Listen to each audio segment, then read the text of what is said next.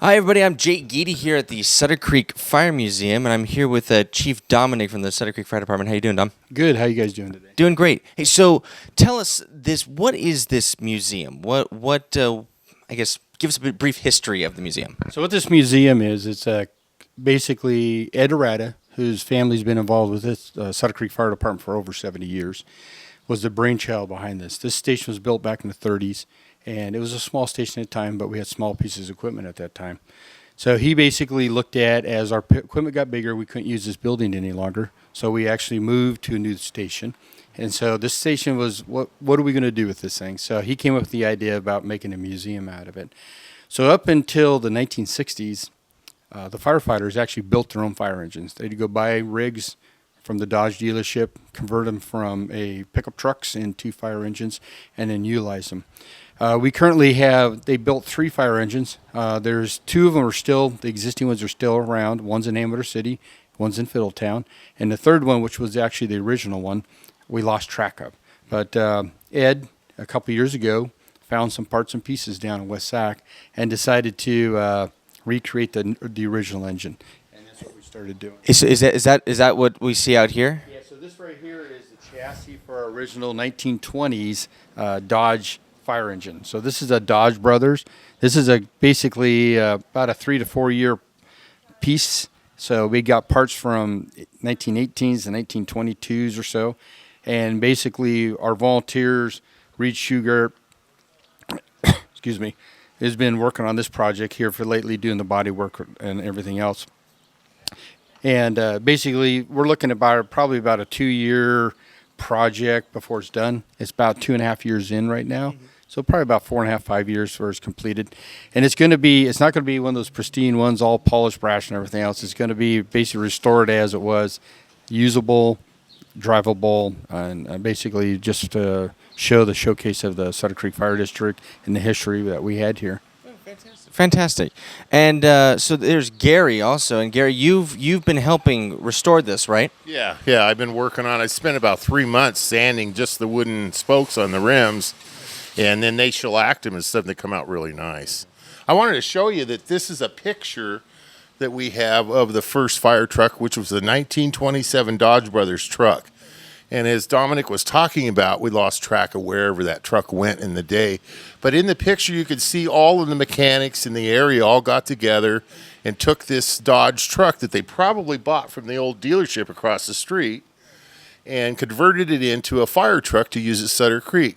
It had a tank on the back and a hose reel. You can see the 2 pictures of the hose reels, which we still have. Those are the only parts that we have left of the original truck. So the I guess the hose Reel and this old reel. and the old reel there. Oh, fantastic. So those are the original from the truck.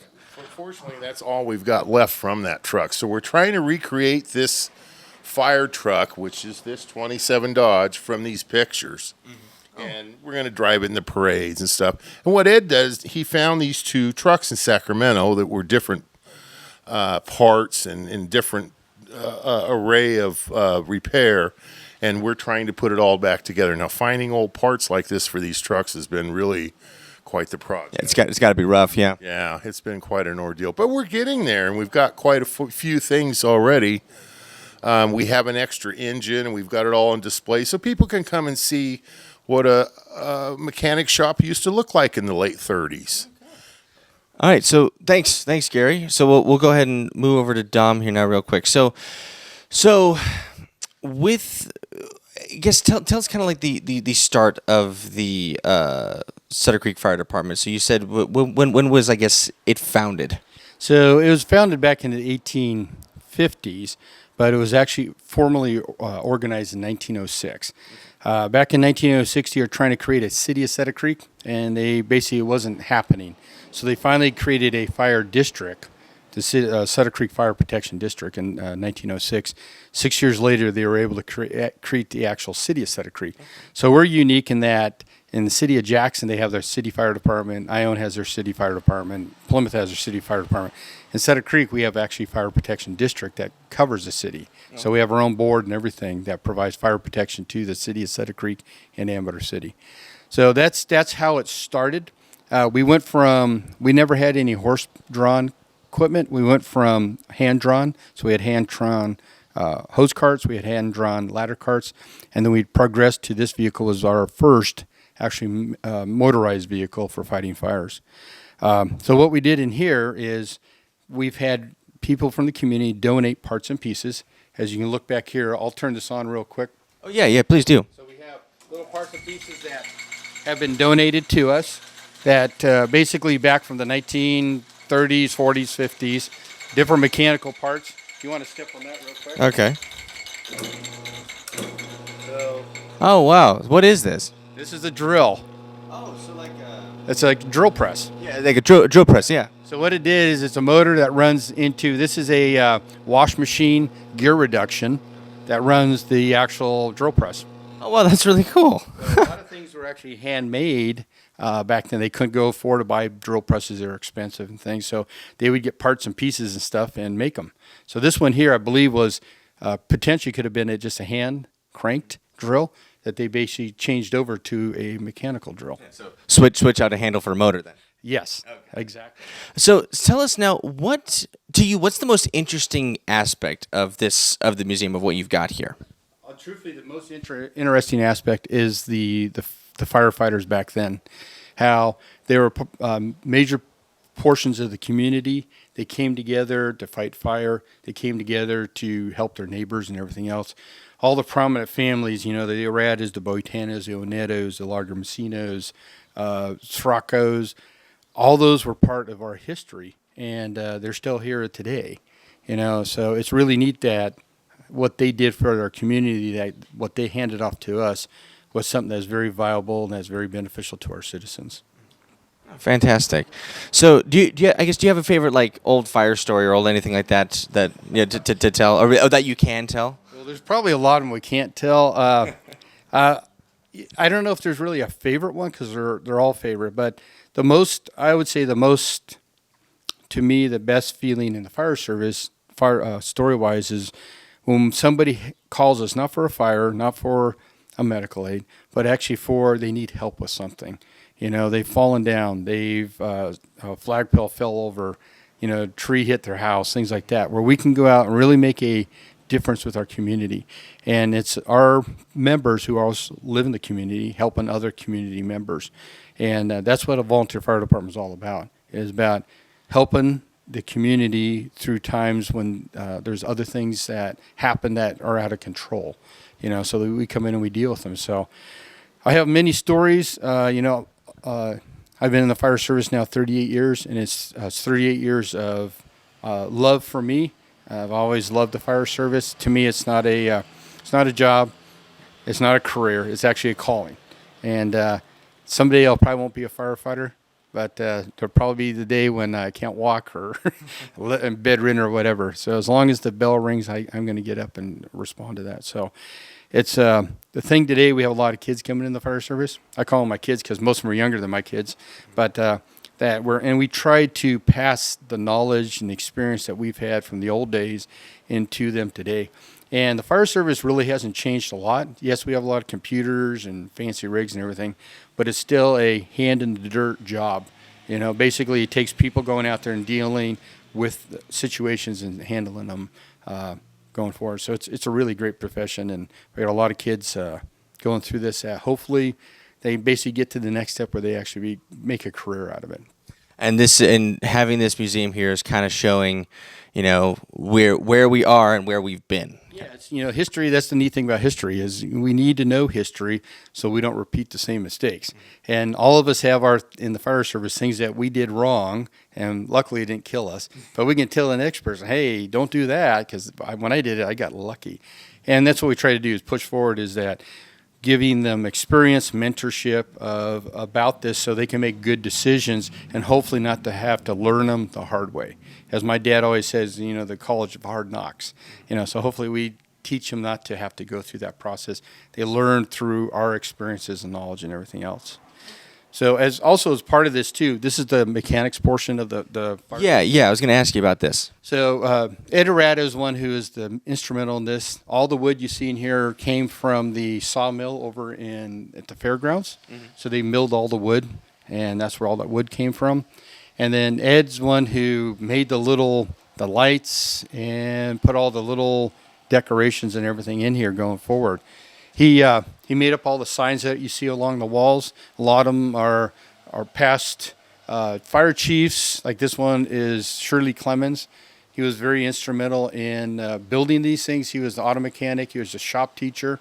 Yeah, I see fireman, auto mechanic, musician, shop teacher. Yes. So pretty much did everything.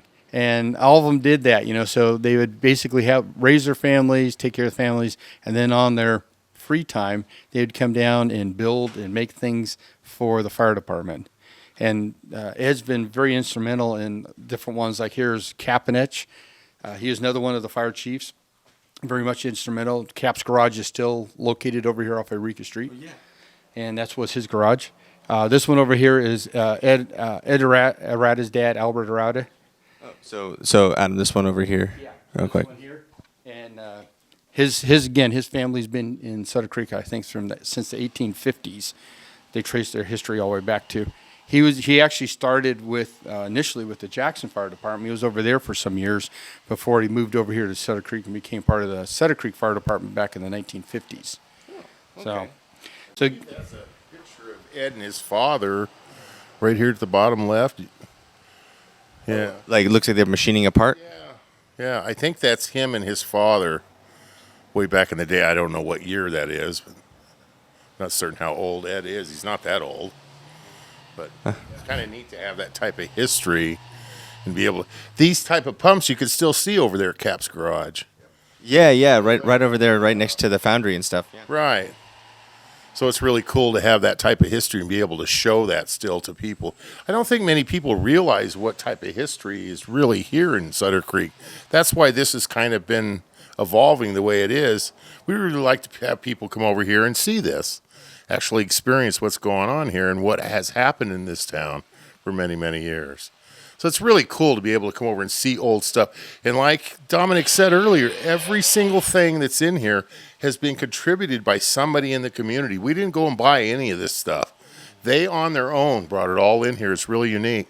We've got an old scope over here from a old gas station that was here in Sutter Creek many, many years ago. And it's really cool. It looks like something from Star Trek almost, And the brake lays and the old oil containers. And in fact, talking about old oil containers, see the jars here on the shelf? Yeah. This is how you used to get your oil back in the day.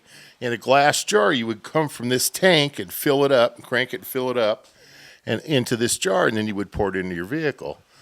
I don't know if many people realize that. We didn't have it in cans and in plastic bottles. They didn't have such a thing back then. Yeah, I couldn't just go to to a fill station and pick up 5W20 or something like that and pour it in a pump. You had to use whatever oil they had available, and that was it. And it was probably just a straight 30-weight oil.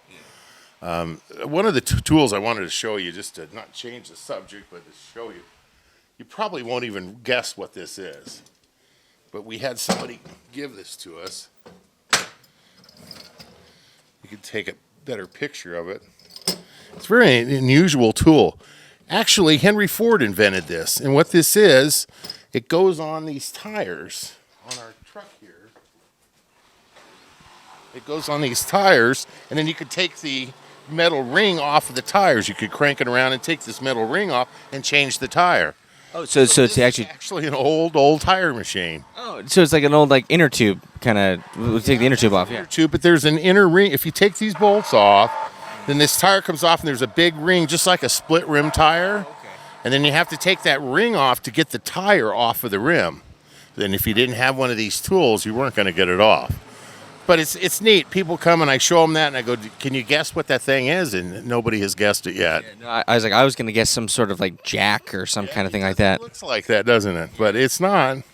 But there we go. Henry Ford invented way back in the day. How about that? So I guess that's how you and right, all of the servicing for all of the I guess all of the trucks and everything happened in house, right? Yes, and we still actually to this day still do that. Oh, so you don't contract anybody out? It's all still. We basically everything up till major projects. We actually contract out major projects, but everything else we do in house. So we try to service our things. It's again trying to pass on knowledge and experience, because a firefighter's job is very mechanical. And so if we can teach, the more we can teach people mechanical skills, the better they can actually service the citizen when there is a problem. So it's, we teach people how to cut, how to paint, how to check oil, how to change, brakes on vehicles. We teach them how different tools are used, why tools are designed the way they are, and explain things like that. We then try to get them involved with body work, repairing pumps, to basically where if they leave here, they're very well-rounded and they have knowledge about things that will eventually they'll use in their careers. So Great. All right. So what else? What else do you guys want to show us? What's another really cool part? another neat part back there. Okay. This is our recreation of our old training room underneath City Hall. Okay. So the old training room. Yeah. Okay. So what this is back here is City Hall, which is a city auditorium, was built by the fire district in 1928. They built this auditorium, and we actually have a poster on the wall of the first Christmas dance for the auditorium. Why don't you go right there, see if you can find that out. It's just there, just to the left. You'll see it on the wall there, on the right side. And what we did, it was built by the fire district, and we had our offices and training and everything in the basement. We had a kitchen. It was all about family again, cooking together, eating together, providing service to the citizens. So up until the 1980s, when we built the new station, we were in the basement of auditorium. So in 1960, the fire district needed a fire engine, and we had no money. The city needed a city hall. They had no money. And the veterans had as little money they wanted to invest in the community. So what the veterans did is they bought a fire engine for the fire district, and the fire district then transferred ownership of the auditorium to the city. So the fire district got a fire engine, the city got a city hall, and the veterans invested in their community. And so basically that's our ties to this. The building that we're currently in was built in the 1930s, roughly 36. Yeah, and wasn't this part actually an expansion, right? Yes, this was added on in the 70s. So the original building was just the front part was all brick and everything. Then we added on the back part in the 70s, and we actually had to raise the roof in the 90s because the rigs got bigger and everything else. I mean, it was also the 90s, so everyone was raising the roof, right? Exactly. So what we have back here, which is neat, is we have a lot of old history. If you look in here, you'll see these were all glass bowl, basically fire extinguishers. So if you had a fire, you'd grab one of these and you'd throw it at the base of the fire and it put the fire out. Like a grenade? A grenade. Yes, exactly like a grenade. So these ones are actually full of what's called carbon tet, which is now a cancer-causing material, but it worked great on putting fires out back in the day. So also in here, you'll see a bunch of old letters and things about, like a loan agreement back there, letters that were sent out, daily logs and everything else in here. And then if you continue back here, here's some more of those. We're talking about grenades now. These ones are automatic. So these ones actually it's called a fusible link. And if it got hot enough, it would actually melt the solder. It would shoot up, break the glass, and then you had it over something that was valuable to protect it. And so these are all automatic fire extinguishers. So similar to like how you have like an automatic fire suppression sprinkler system, right? Yes. So these were the precursor to those. So you'd basically put those over something that maybe a piece of machinery that was very valuable, and then if it caught fire, you didn't want to destroy it completely. So this would activate, drop, and put the fire out. So they were called fire grenades. You said that earlier. And again, these are just some of the old fire extinguishers that we used to have and everything else around. And then it was sort of interesting. These are called the Sanborn fire maps. Okay. So these maps were actually originally drawn in 1912. So they're 107 years old. These are the original maps. They're not copies or anything. So what happened is Sanborn drew maps up for fire insurance companies. So they came into town, they drew the town, and they basically figured out what was in town, and the insurance company would base their insurance race on these maps. So if you look at here, you can see down here, here's Boston Alley, Main Street, Broadway. And they basically drew what was there. So there was a garage, and they'd write in a little information, like this one says capacity, I think it says 20 cars, cement floors, trusses. And they actually wrote all the information about it. If there was a guard on duty, they'd write in their guard on duty. So like here's a pool hall, here's a brewery as you go through these things. The neat thing is that they reuse these maps. So in 1930, they came back again to redo the maps. And all they did is they basically pasted on the existing maps the corrections. So example down here, you can see a little paste mark right here. So something happened there where building burned down or there wasn't anything there. So they put a little paste on there and they added that on there. So, and the same here. See, they came up here and they rewrote about the water system. So they had waterworks from previous, had changed. So they just basically pasted it over the original one and did it. Obviously, this was before copy machines and anything like that. So rather than having to redraw the whole map, they just corrected them. So this is, as you go through town, these are all the different ones. So if you can see on this one here, there used to be some buildings that are longer there. They either got torn down, burned down, and they just paste over them. And then they, again, like this one says, Sutter Creek Brewery, says 3 employees sleep on premises. No watchman, building rough, lights, electrical. Says 5-foot grate bars, 2 malt floor. You know, and just a little history of the thing. So all these maps, you know, again, are 107 years old that show the history of the fire district as it grew up. These maps here are somewhat similar, but these ones here are just little copies of them. Yeah, might be a little easier to read. Yeah, these are a little easier to read, but these are actually the originals. And then, again, you can see all the different maps. There's actually 5 different maps that they drew here that show the history. Also, some of these helmets, these are helmets from the 1930s. Oh, wow. That the firefighters actually wore here in Sutter Creek. Very lightweight. They were basically made out of aluminum. So really, again, parts of our history that we still have. As we scan to this side here, this is a recreation of the training room. So all this material you see in here actually came out of the bottom of the auditorium. They redid the bottom of the auditorium, so we've got the windows. These are the windows that used to face out towards the creek. Mm-hmm. So we brought those in here. So, and we took some pictures and put up there just. Yeah, I see you have a picture of the outbuilding there. Yeah. So basically, just looking at it out across the creek, and so this is the table here. We still have some of these tables. These tables were built back in the 30s. And we actually have pictures of the firefighters eating on the exact same tables. And the tables are, 80, 90 years old tables. We still use them today. Now, I see right over there, so it says, Sutter Creek Volunteer Firemen. Now, is that like a time card kind of thing? Or what is that? Yeah, that was basically what they attended trainings or went on calls or participated in events. So one thing we still do today is we try to, as a volunteer, we try to have them attend a certain amount of training, certain amount of calls, and the reason is so we can keep their skills up as much as possible. Because just like anything, if all of a sudden you're somewhere doing something and then you're not there for 3 months and you show up again, things have changed a little bit. So, yeah, this was we still do that today. We still do training rosters. We write down when people show up at training and what training they do. So, yeah, those are actual rosters and stuff. You'll see check marks. And the neat thing is you look at the names on there. They're all old family names from Amador County's history. And when we were looking over there at those letters, I saw one that was there was 2 Edorata said, I think, fire commissioner on the thing, and it had the whole active roster at the time. Yeah. That's really cool. And I recognized, like, 10 of those names, like right. as people who I grew up with or went to school with, are their relatives. Yes, and that's the neat thing about it, that they're still here today. All we've done is added new names to that list.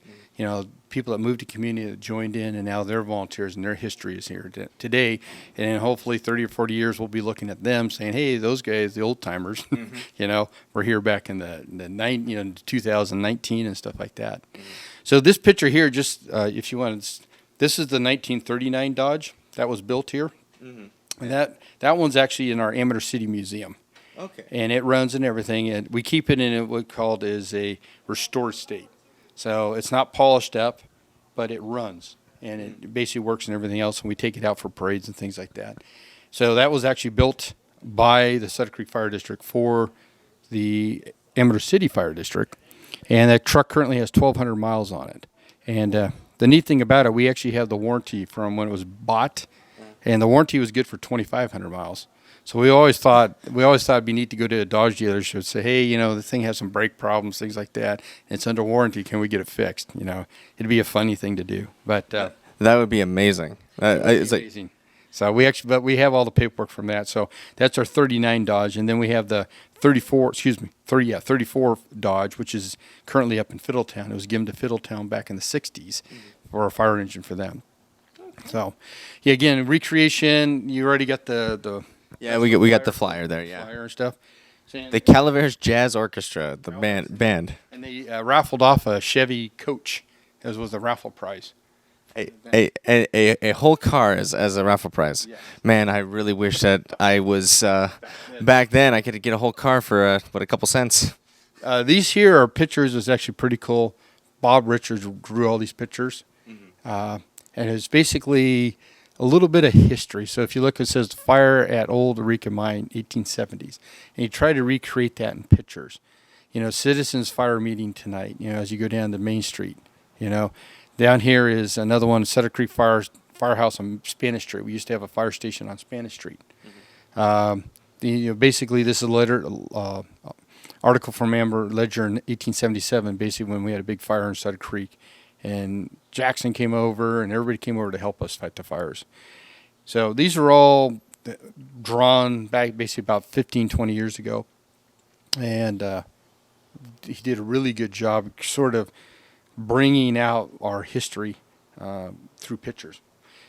Over here we have some more. These were done by Ed Arata.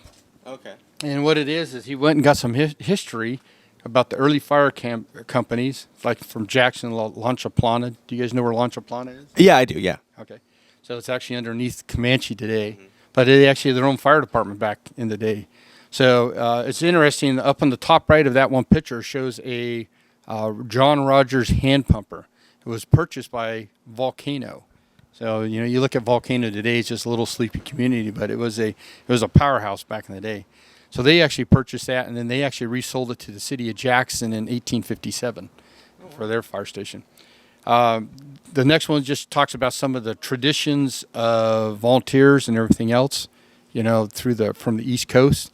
And then the bottom one basically talks about mutual aid, basically people helping people. And there's a lot of neat articles that got from the Ledger Dispatch about, Sutter Creek having a fire and everybody grabbing the hand carts and running them over hill from Jackson. And the same thing, grabbing all your hose and bringing it over because everybody only had a little bit of equipment. We had a lot of people, but only a little bit of equipment. So you'd bring all your equipment over and everybody'd use equipment, put the fire out, and then everybody'd go back.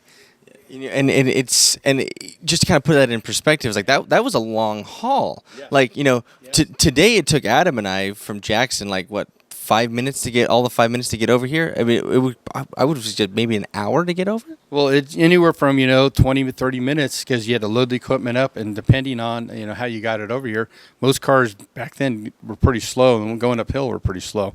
So yeah, it was one, and also getting an alarm over there because you had to somehow call them. If somebody was around the phone, somebody'd have to run over and say, hey, we need help over in Sutter Creek. Come on over. We used to also have the bell towers, and we're actually reinstalling our bell tower back on Main Street here. We have our bell tower at our existing station, the one over in Amity City. And it's sort of interesting is the bell towers were there to ring the bells and let people know that there was an emergency in town and people would come down to town. Well, we progressed to what we had now, sirens on the bell towers. And from the 50s, 60s, 70s up into the probably 90s, sirens were used. And then those went away because everybody said, oh, we got cell phones and smartphones, now we can notify. Well, the fires over the last couple of years have really brought back that we can't notify people with cell phones and telephones, things like that. It just doesn't work as well. So sirens are actually being reinstalled in all these small towns. Like we currently have 2 sirens. We're basically acquiring 2 more, so we can have 4 sirens in town, and they're basically going to be set up so if we have an emergency in town, the sirens will go off. Currently, Ione still does that. Ione has sirens that they still utilize for that. We're actually taking a step back in history to protect our citizens going forward. And it's just, again, part of remembering about history and reconnecting with it. Sometimes old methods are the best. Yes, very much in a lot of cases like that. The old mechanical versions of things, smartphones and tablets and stuff that are good, but if a cell tower goes down, a system goes down, you're dead. Whereas with the bell tower, you can ring the bell, the siren, basically you can run that siren and notify people. So we're hoping to have those installed. Hopefully by the summer next year, have them all back in service again. And then we'll probably do them on a monthly test. Once a month on a certain day, we'll ring the sirens just to make sure that they work. They notify people, hey, their sirens are there. And one thing we want to tie in with you guys is that if we do have emergencies and the siren goes off, we want people to go to a spot to find out what's going on. And the radio station is a perfect spot for us. As if all of a sudden there's an emergency affecting Sutter Creek, people hear the sirens, they turn to the radio station, they go, okay, that's what's going on in Sutter Creek. And those things we need to work with you guys going forward on those things. How do we notify you guys so you can get it on the radio so people can hear what's going on in the communities as things, major disasters, happen in our state and stuff like that. So. Absolutely. Yeah. All right. Well, hey, Dominic. Before we wrap up and do anything else, is there any last minute things you want to show us, or any? What do you want people's takeaway to be from this? That history is created every day. It's just we just don't call it history today. We call it history when it's old, and we need people to come down and create new history for us. So if somebody, if there's anybody in a volunteer, it doesn't matter what your age is. If you want to come down and be part of your local fire department, be it in Sutter Creek, Jackson, Ione, Plymouth, Pine Grove, anywhere in the county, come down, join in. There's always jobs to do something, So come back, create some history. So in 30 or 40 years, your kids can say, hey, that's my parents' name right there on that book or on that wall or on that trophy or whatever it is. So, yeah, come down and be part of your community. Fantastic. All right, Gary, anything you want to add before we get going? Yeah. We saw that stuff. There we go. Fantastic. Thanks so much for having us, guys. Dominic, thank you so much. Gary, thank you so much. And hopefully we'll be back. If we have hours, we'll go ahead and put those down on the video. But anyway, come down to Main Street, Sutter Creek, and check it out. They also have another fire museum in Amador City, correct? It's a little smaller, but it's also has a fire engine, some hose carts, and then some also pictures and maps and stuff in there too. Fantastic. All right. Well, so for KVGC, I'm Jake Guidi. Take care.